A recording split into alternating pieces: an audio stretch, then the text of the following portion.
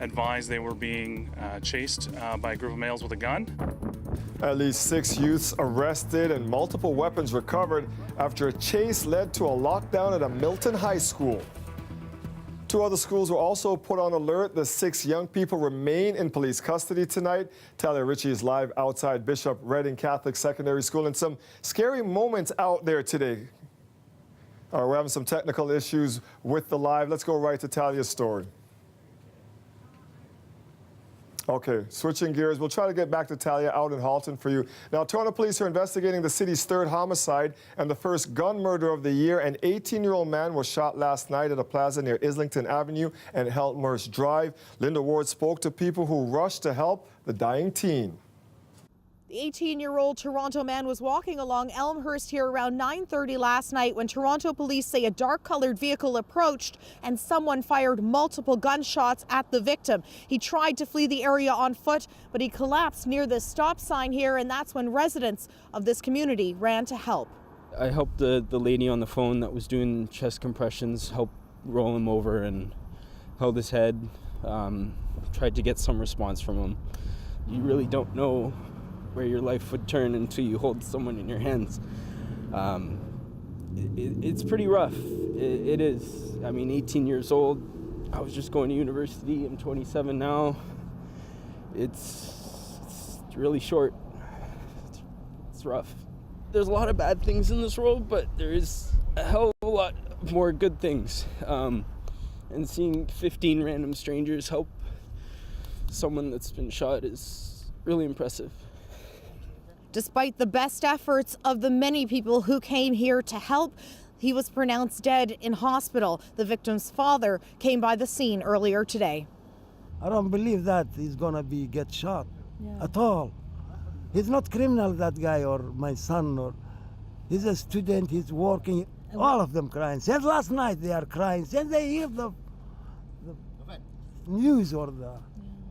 This family now left to mourn this young victim. This makes him the 3rd homicide victim of 2019, only 9 days into the new year.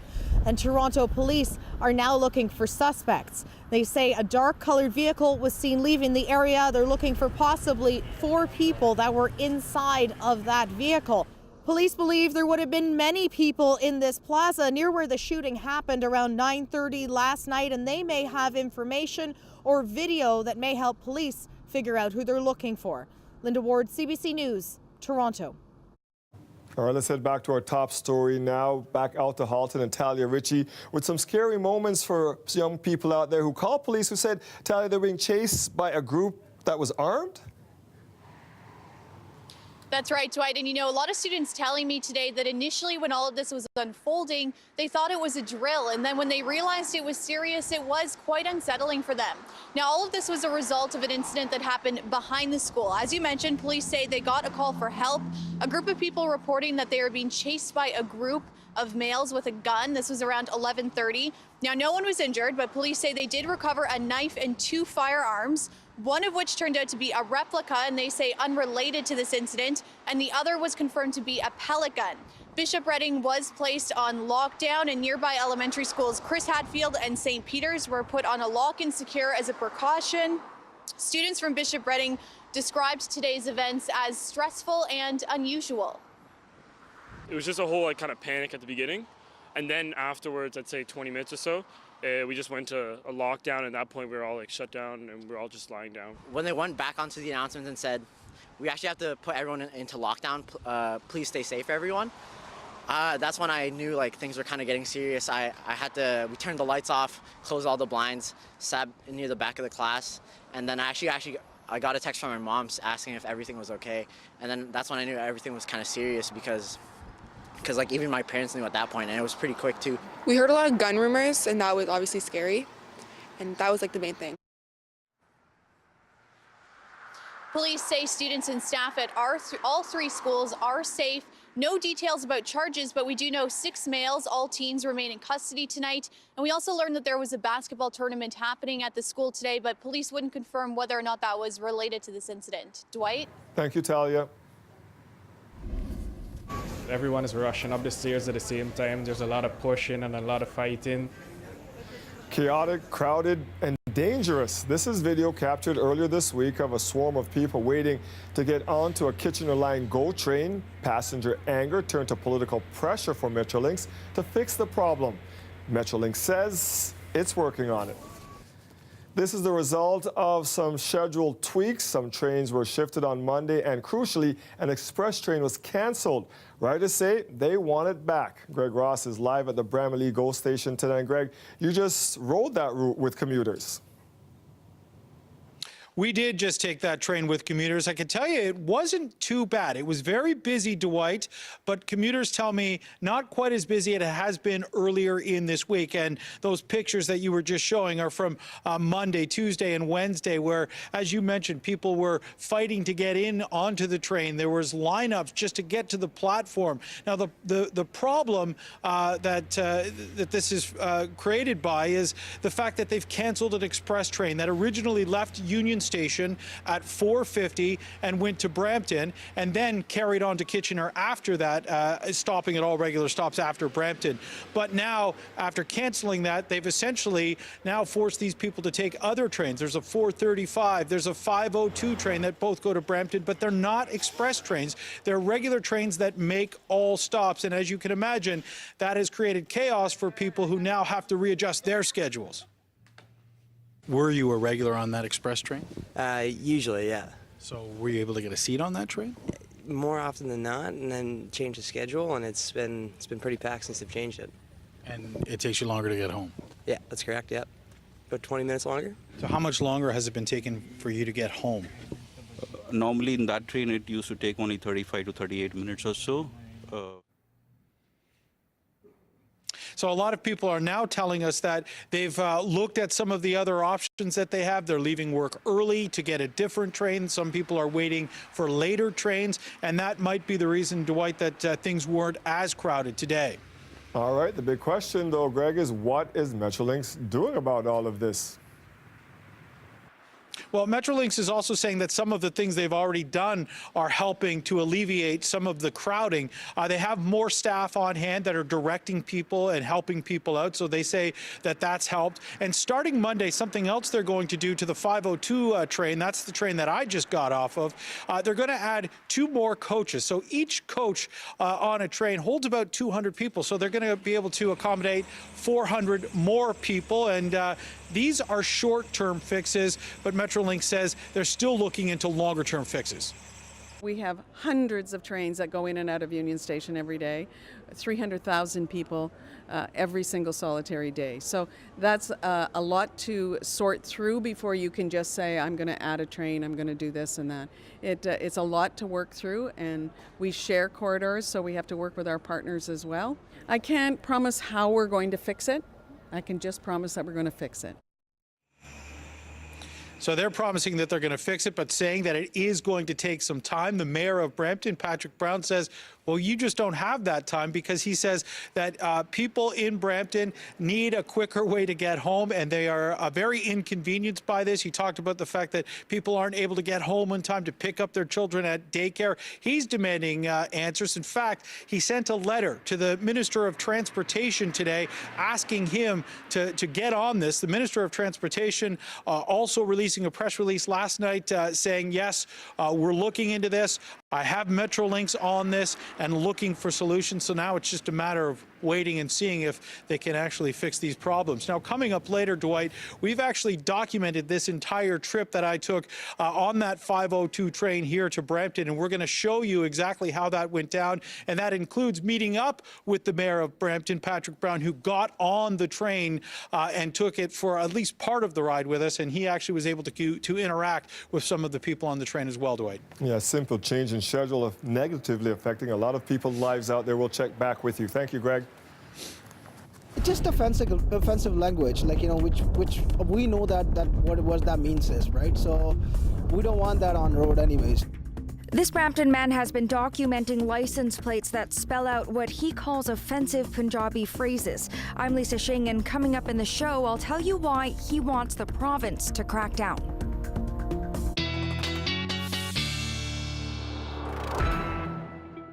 All week, Colette has been warning us that the cold weather was coming, and it's arrived today with an extreme cold weather alert.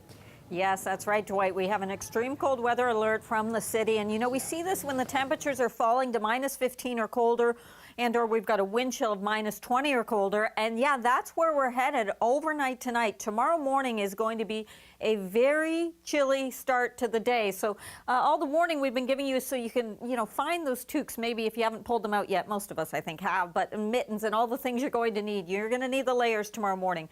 We're sitting right now at -9 in Toronto. It's -7 in St. Catharines and Hamilton at -10. That's before you factor in the winds that we're seeing. And as you know, through the day today, they've been pretty strong coming from the northwest. So this is what it feels like out there at Hamilton. It almost already feels like -20 with that wind chill. So the sustained winds, well, 20 to 30, in some cases like Oshawa, 37 kilometers an hour. Then we have these stronger wind gusts coming in there as well. The good news is that some of those wind gusts are going to start to ease. We'll see by about midday tomorrow our winds kind of easing up a little bit, but still in the meantime we've got to deal with the wind chills, and we'll be dealing with them still through the day tomorrow. Some of the lighter snow flurries we've been seeing earlier, a few of those scattered about, but most things drying out through the overnight, setting us up for sunshine tomorrow.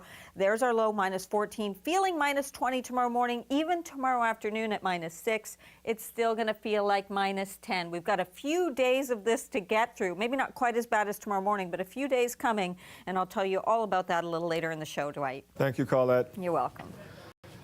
A vigil is just getting underway right now near Bloor and Dovercourt to remember a woman named Crystal who died in a clothing donation bin earlier this week. Ali Shiasan is there for us right now. And Ali, it's been 3 days since she died, and her death is now sparking a bigger conversation.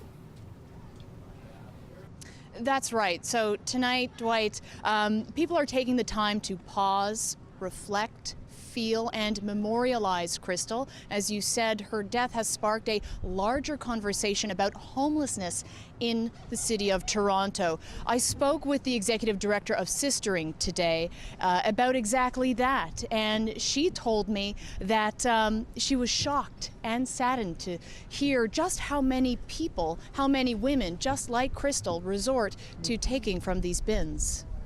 I had no idea, but in talking to the women that come here, they often go into the bins looking for whatever, mostly things that they think might be valuable to someone else. They're not necessarily going for their own, for clothing for themselves. They go in and find things that they can barter or sell to other people to get a little bit of income. And that speaks to, in my view, the root cause of this tragedy, which is extreme poverty. I would suggest that, yes, agencies like ours all accept donations of all kinds, from socks and underwear to toiletry to outdoor clothing. Bring them directly to us. You know they will get right to the women that you intend them to.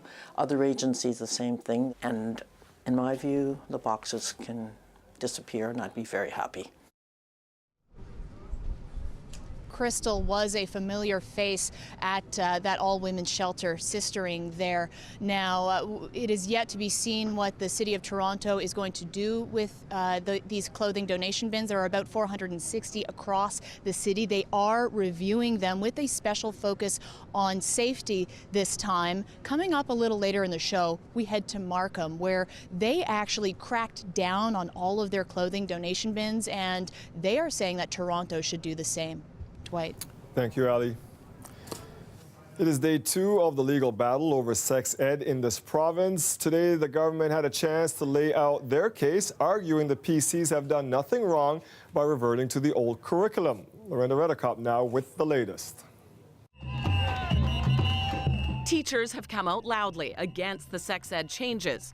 Today, the government's lawyer said they would be able to use the 2015 sex ed curriculum as a resource. But he told the court they must teach the curriculum the government brought back. And if I choose to go to school tomorrow and teach a lesson explicitly on gender identity and gender expression, I still haven't had the question answered for me as to whether or not I will be reprimanded. Cindy Gangaram is an elementary school teacher in Hamilton, represented in this case by her union. It argues teachers felt worried they'd be disciplined if they taught about issues such as consent, same-sex relationships, and sexting. all part of the 2015 curriculum. Teachers will be going back to what they taught in 2014. The government started a so-called snitchline website back in summer to complain about teachers, with the Premier saying in a statement, "Make no mistake, if we find somebody failing to do their job, we will act." The government's lawyer pointed to multiple examples in the curriculum being used now that talk about inclusion, including mention of gender identities and sexual orientations, that people should be treated fairly and respected.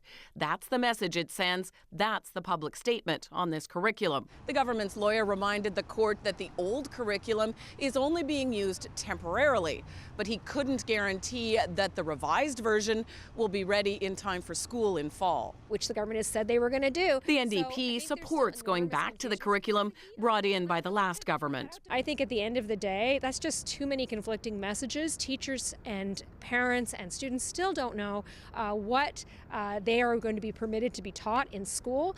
And I think that that lack of clarity is really bad for everyone. The panel of 3 judges will now go through 19,000 pages of documents before deciding whether the government's moves were constitutional. Lorenda Redicomp, CBC News, Toronto.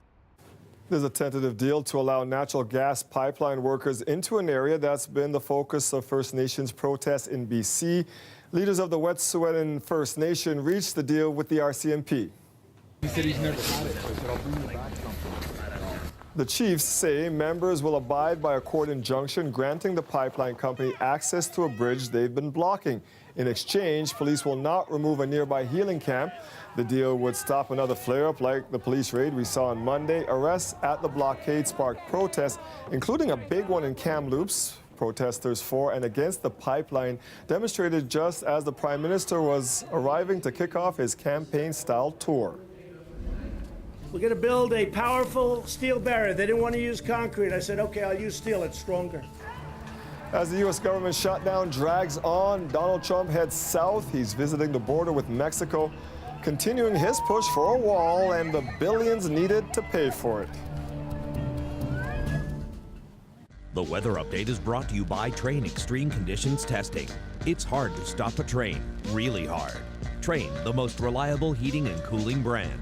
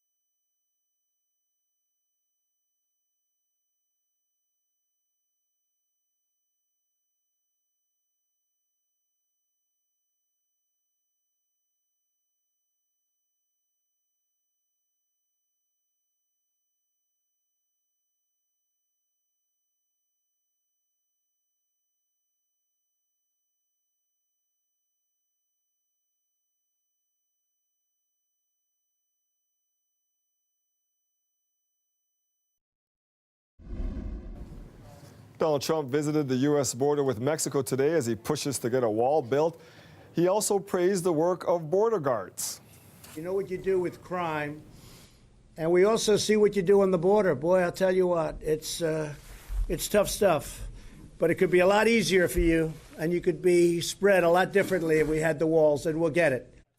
Guards have been working without pay for nearly 3 weeks because of the U.S. government's partial shutdown. While the guards were explaining what they were up against, government workers in Washington were protesting outside the White House. They demanded an end to the shutdown so they can return to work. Jay Gray is live tonight in Hidalgo along the U.S.-Mexico border. And Jay, what is Trump hoping to accomplish on this trip? Well, I think, Dwight, a couple of things. First of all, a bit of good PR to try and get some public recognition on his side toward building this wall, some support there. And then perhaps add a little pressure to the negotiations that, for the most part, seem to have fallen apart in Washington. Look, I want to show exactly where we are. And you can see we're at a spot on the border where there is a barrier here, but it only stretches a few feet, and then you've got the normal chain-to-link fence here. Now, what President Trump has said here and over the last several months is that there's going to be a wall, a barrier, something that really covers the entire, or at least most of the stretch between the U.S. and Mexico. He's saying today that it'll either be paid for by Congress now or by an emergency declaration. Heard opposing views from officials in that region where you are. Some saying they want a wall, others saying it's not necessary. Yeah. But what are you hearing, Jay? Same thing on the ground, Dwight. You hear some who say we need a wall, we need better protection and more protection that would provide. Others who say it's absolutely not necessary and maybe we need to add more money and technology to the border crossings here to stop the flow of drugs, to stop the flow of human trafficking and those things. What you do hear from some of the landowners, and remember, a lot of the land along the Rio Grande River, the border between the U.S. and Mexico, is privately owned. They say if the Trump administration tries to use eminent domain to take their lands, pay them, and take those lands to build the wall, that they will fight it in every way they can. Jay Gray joining us from Hidalgo, Texas, along the U.S.-Mexico border tonight. Thank you, Jay. And speaking of steel walls, there's some relief for the Canadian steel industry today. The country's second biggest steel maker is getting cash to compensate for U.S. tariffs.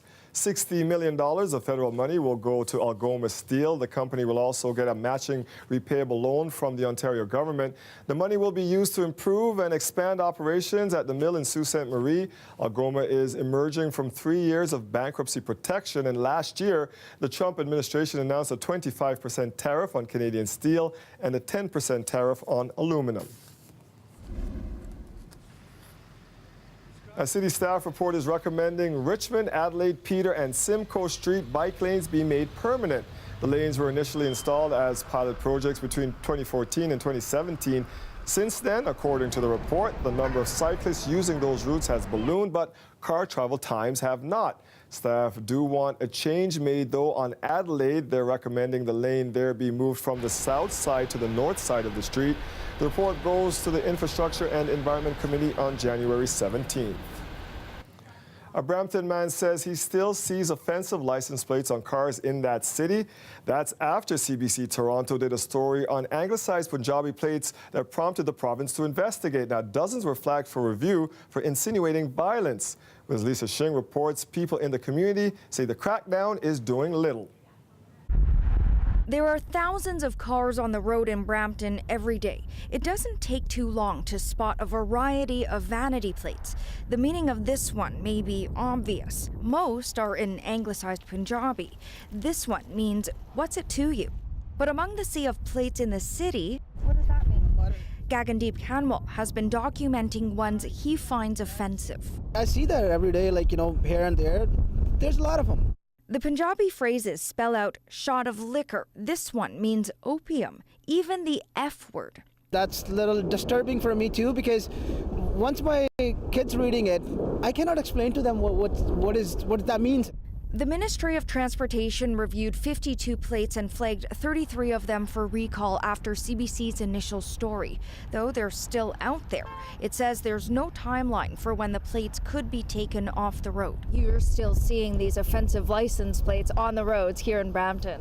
I do. The ministry does not allow vanity plates that reference violence, drugs, or sex, regardless of language. It's pretty tough for the province to really filter out some of these more colloquial things, especially in a different language. What do you think? I think it's definitely a tough task. A spokesperson with the World Sikh Organization of Canada says the province could improve its screening. Punjabi is one of the most spoken languages here in Ontario, so I don't think it should be too difficult to look into what these language plates actually mean. The province says its staff speak a variety of languages and use various translation services before approving the plates. Lisa Shing, CBC News, Brampton. We are on board a crowded GO train to Brampton. Commuters have complained after scheduling change led to mass overcrowding. How tonight's commute went after the break.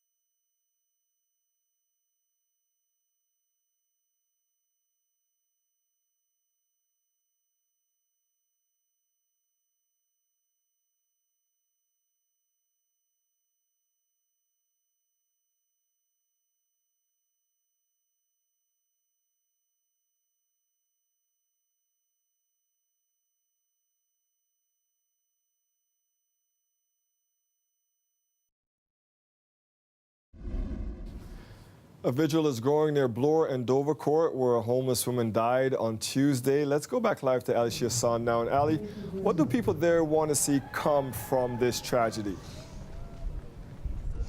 Dwight, they want the bigger picture to be addressed here, and that's homelessness in Toronto. This vigil just keeps getting larger and larger, and you can hear the passion from people on the microphones, and they have a list of demands from the city, and it's demands that we have heard time and time again. They are asking for more shelter beds, they are asking for more shelters, more harm reduction workers, and more safe injection sites. They do not want Crystal's death to be in vain. Now, we know Crystal died in a clothing donation bin.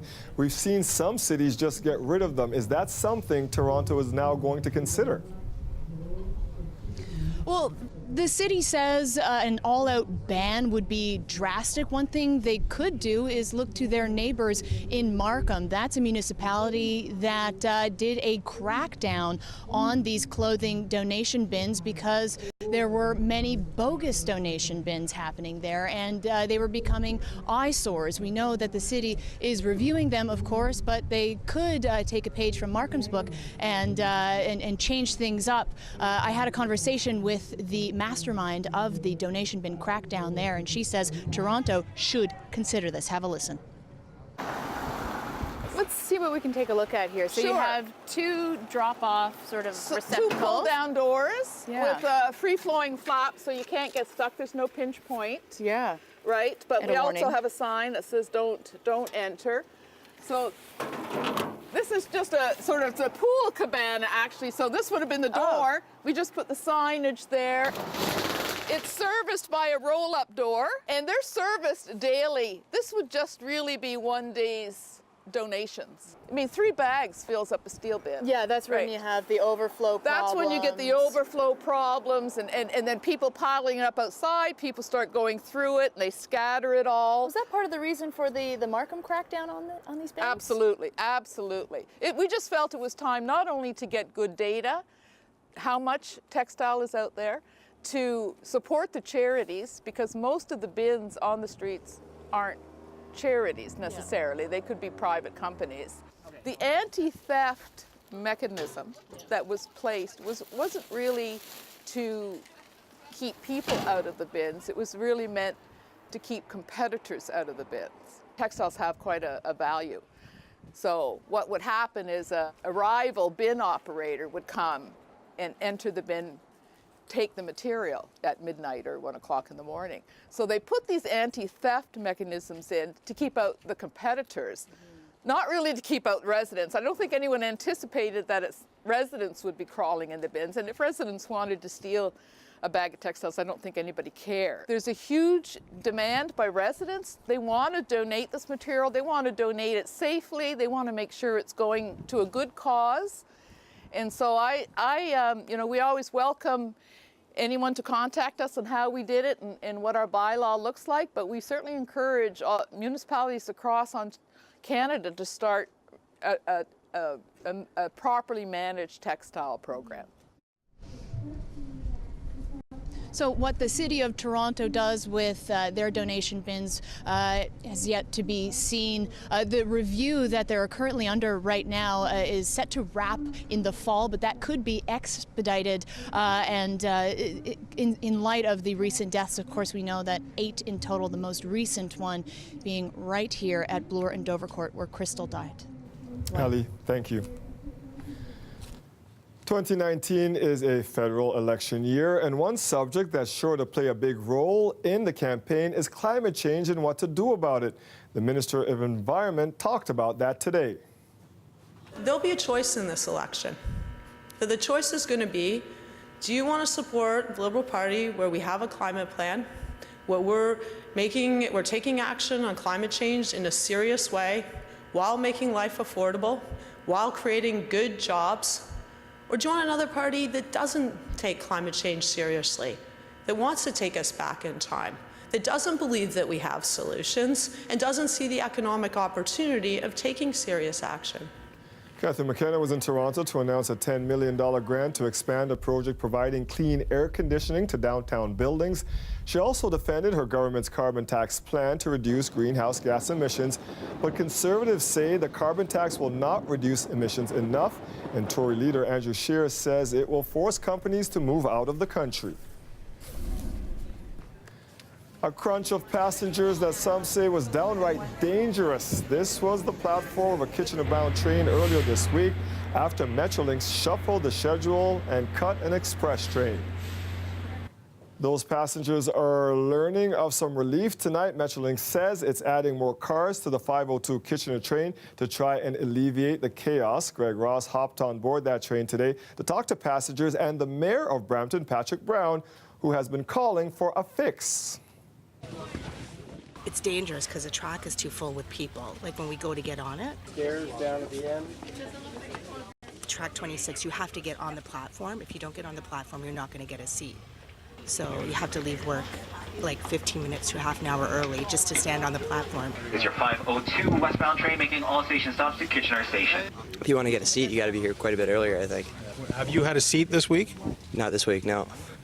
Doors are now closing. Please stand clear. So the doors have closed. The train is just starting to leave Union Station. You can see it's standing room only here, and regulars on that express train are telling us that this is much more crowded than that train used to be. So you actually watched somebody faint on this train yesterday. She fell into me as she got out of the train, but she had to get back on. So she got out just to let the people out at that stop, and she was swooning and moving, and she fell into me. Were the trains busier Monday, Tuesday, Wednesday than they are today? Yes, absolutely, definitely. I think people have adjusted their schedule to not have that what happened Monday, Tuesday, Wednesday to happen to them today, because we were crammed in like sardines. I've heard horror stories about how it's overcrowding, the delays, the cancellation of the express train. It's unacceptable. Commuters can't be treated like cattle. It's put people's schedules into chaos. What do you guys think of what the mayor of Brampton just had to say? Exactly. Bring it right back. We need the old schedule back. Mayor John Tory says the city is willing to spend millions of dollars in order to keep the HopOn, HopOff transfer program going in 2019. This helps people who do multiple errands or who have numerous stops to make in the course of their daily lives along the transit system. And so it helps parents that are dropping their kids off and then getting back on transit to go to work. It has been used by people for more than 3.4 million rides since it was introduced in the summer of 2018. The program allows people with a Presto card to use transit throughout the city for 2 hours without having to pay an additional fee. Tory says as more people use Presto, more people will use the program. It will cost $20 million for it to run this year. A York Regional police officer is among 3 people injured after a collision on Highway 407 near Jane Street. A police cruiser was pulled over at the side of the highway when it was struck by another vehicle. One person suffered serious injuries and was taken to hospital. The officer suffered minor injuries. The OPP is investigating. A 15-year-old boy has been charged with dangerous driving, causing bodily harm, and failure to remain after an overnight crash in Brampton. The unlicensed driver slammed into a concrete barrier near the exit to Steeles. The crash closed the 410 around 1 a.m. He had 2 passengers, a 16-year-old and an 18-year-old. Police say the 16-year-old suffered life-altering back injuries. The driver fled but was arrested not long afterward. The 18-year-old is also in custody because of a pre-existing robbery charge. We now know the identity of the woman who was killed in a Scarborough high-rise on Tuesday. Police say 30-year-old Lorraine Ogado was stabbed in the building by a man. She was found by officers with life-threatening injuries and pronounced dead on scene. Police say the man who allegedly stabbed her died outside the apartment building. Police have been investigating this incident as a possible murder-suicide. Ogadi's death marks the city's 2nd homicide of the year. Charges will not be laid against a Toronto police officer who was shot a man back in December of 2017. Here's what happened. According to the Special Investigations Unit, a man called 911 to say that 4 men with guns were trying to rob his house near McCowan and Lawrence. 2 officers were driving nearby and saw the 4 suspects running away.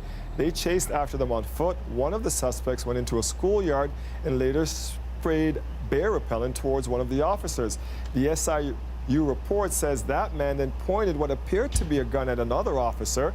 That's when he was shot in the arm. The SIU director says no charges will be laid against the officer because the suspect pointed a gun at him. The shooting was in self-defense. It looks like a loonie, but this 100-kilogram gold coin is worth in the millions. And today, a trial began for the 4 young men accused of stealing it from a Berlin museum using a wheelbarrow. That story coming up.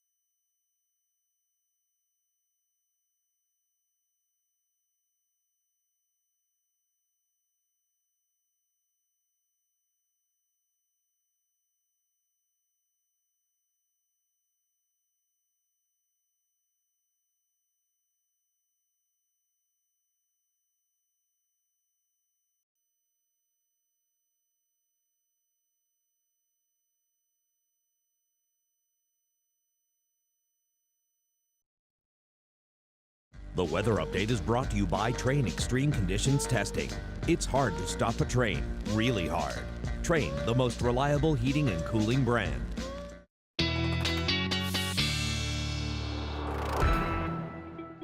Colette, you know I was just kidding this week when I said it doesn't really feel like winter and it needs to get colder, right? I wasn't serious about that because it's here now. I think you said you wanted some serious temperatures or something like that. Yes. Careful what we wish for, right? Yeah, we've got some serious stuff out there. And it is in terms of we do have the extreme cold weather alert for the city of Toronto because these are dangerous conditions when we see the air temperature getting -15 or colder, but also because of wind chills -20 or colder. It is something we really have to prepare for, and especially for tomorrow morning. It's the coldest air we'll have seen, not just for 2019, it's a young year, but for this season.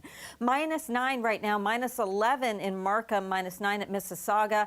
This is how it feels with the wind chill. So at the moment, even Oshawa feeling like -20 already. We're not even through this night into tomorrow morning, and that's when it's going to be its coldest. The wind gusts, we're still seeing some of these gusts in some cases like Oshawa over 50 kilometers an hour. Now the good news is those winds will be easing a little bit. I'll show you that in a second. Right now, just looking at the satellite and radar imagery, we did still have a little bit of lake effect stuff, saw some light snow flurries kind of off and on and pretty much scattered through the afternoon and earlier evening hours. And we're going to see that easing off as high pressure just continues building in here. It means we are going to get a nice dose of sunshine at least to go along with some of this colder air that will be in play. Now, as we get late Friday into Saturday, there's actually a system to the south of us. It's just going to be developing in the southern plains. As that comes through, we could see some flurry activity. I think this ridge of high pressure is mostly going to protect us and keep it to the south of us. But I do have just the chance in there Saturday of seeing a little bit of flurries. As we look at our wind gusts, I want you to see as I roll this through into even tomorrow morning, okay, still they're going to be gusty, and then by midday they're starting to ease off, so we'll get some improvement in that sense. Overnight tonight, here's a look at those lows, a -11 in St. Catharines, but a -15 for Markham, and for Oshawa, -15.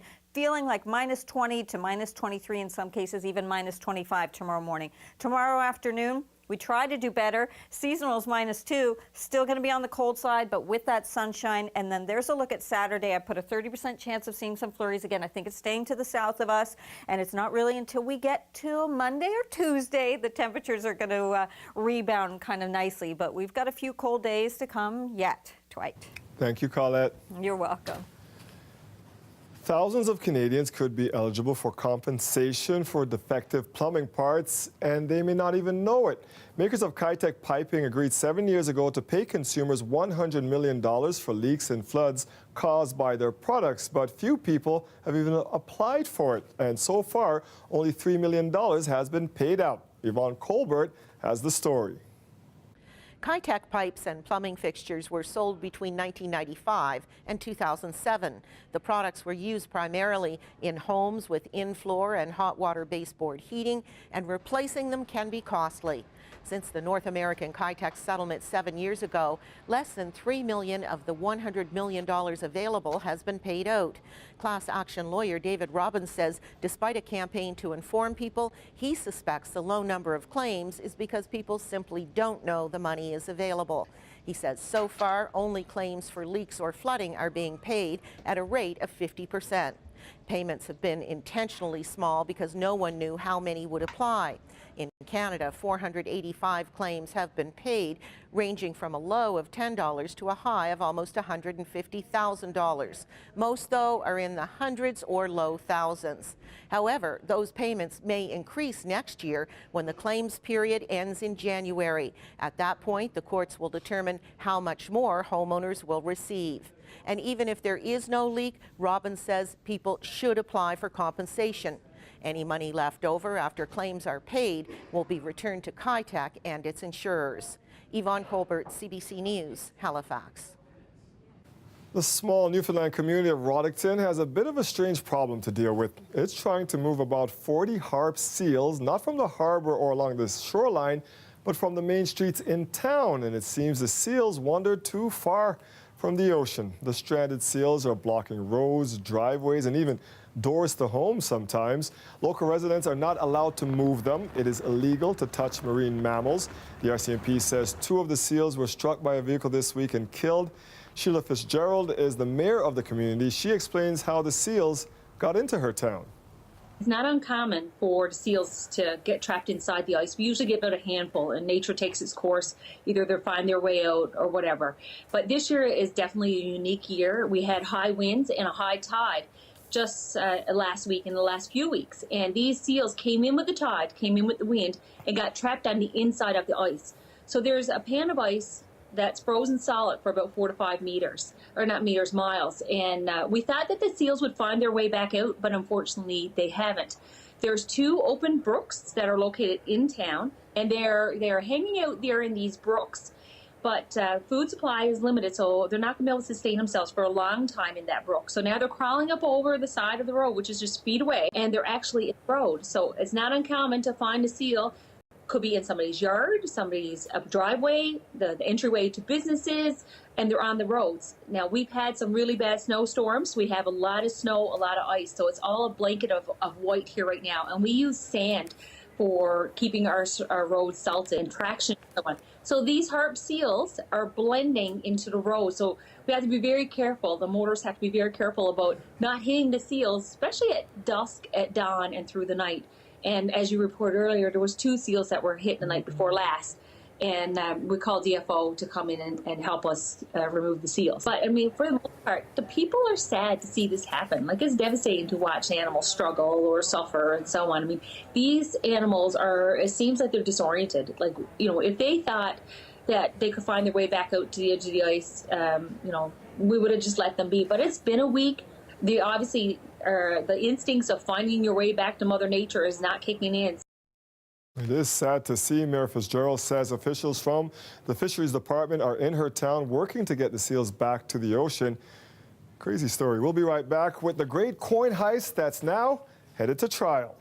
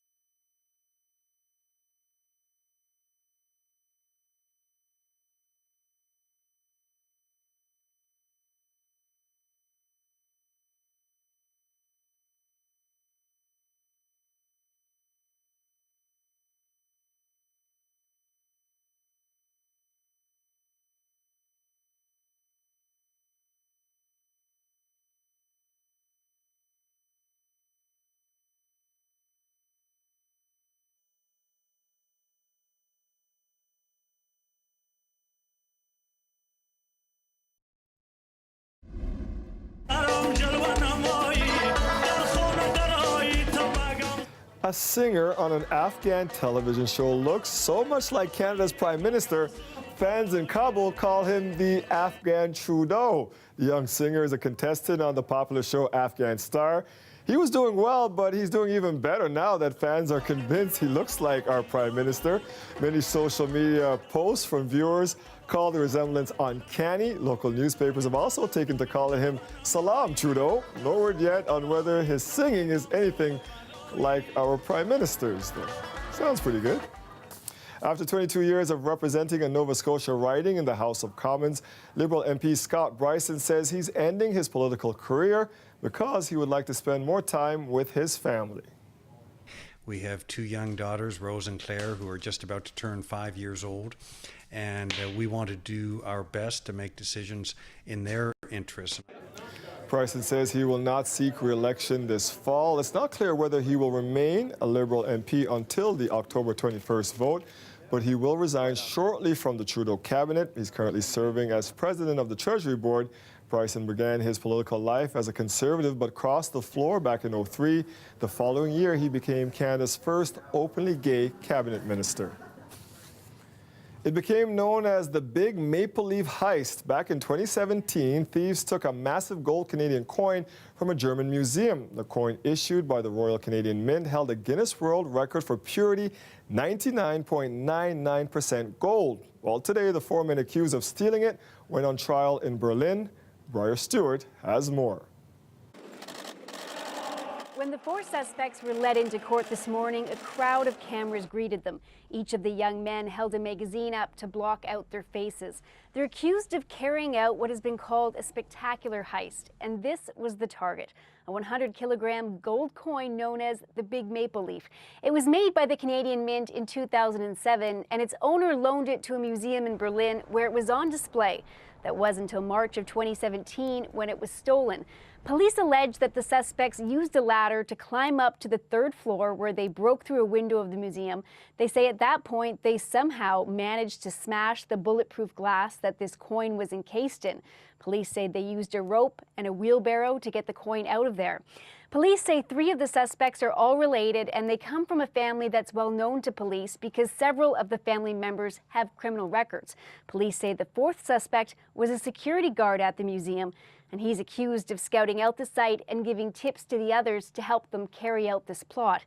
Now, this trial is expected to last for 12 days, and as for the gold coin, it has never been recovered.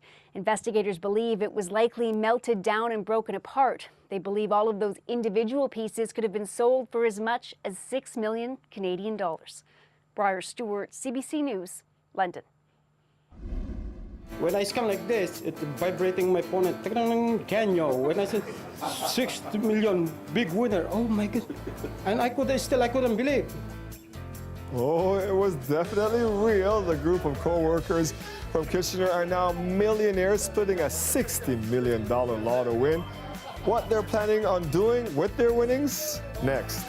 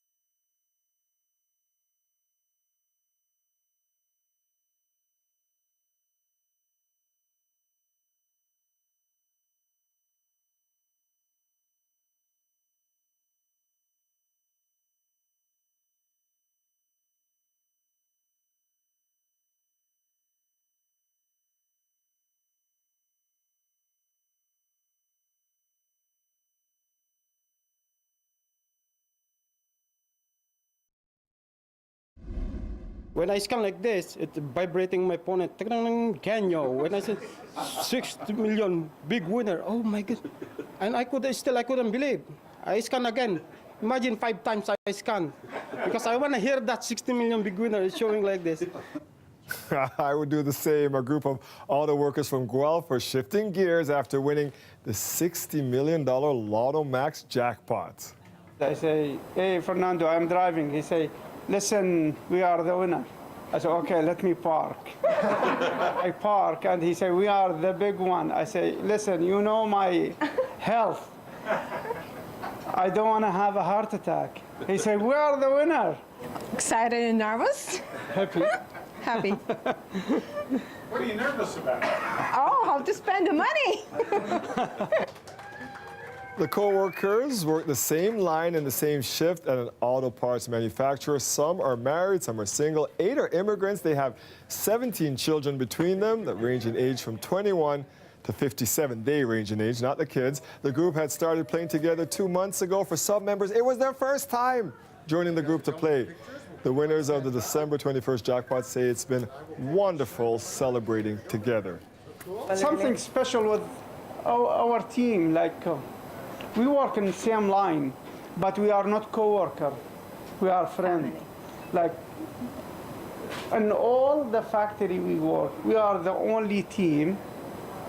Every birthday, we celebrate. Before we start the work, we celebrate, we talk, it's like family. And this is very, very special in our team. Like, we are family, really. Well, they're a wealthy family. Most of the winners say they're going to retire from the auto parts plant. The winning ticket was purchased at a little short-stop store in Guelph, and I'm told that's a popular store out that way. It's kind of cool. Some of them just new to Canada, right? How do you like me now? 25 years I've been in an office pool, and we haven't won yet, but I'm not going to leave. I know, I've been in that. Why don't our numbers come up? I don't know. Not yet. Yeah, well, let's go ahead and tell you about what's happening tonight. We can take a look outside. We know we've got this very cold air that's pushing in here, so we are looking at the coldest air we've seen of the season yet as our skies are clearing, allowing this Arctic air to push in. Tonight, we're going to see those lows ranging from about -12 to -15, but the more important thing is that it's going to feel like we're at about -20 and even a little cooler tomorrow morning, and that's why we have the extreme cold weather alert for the city. Warm-up's coming, though. We can handle it. That's our show for tonight. Thanks for watching. Mike Wise has you covered tonight at 11.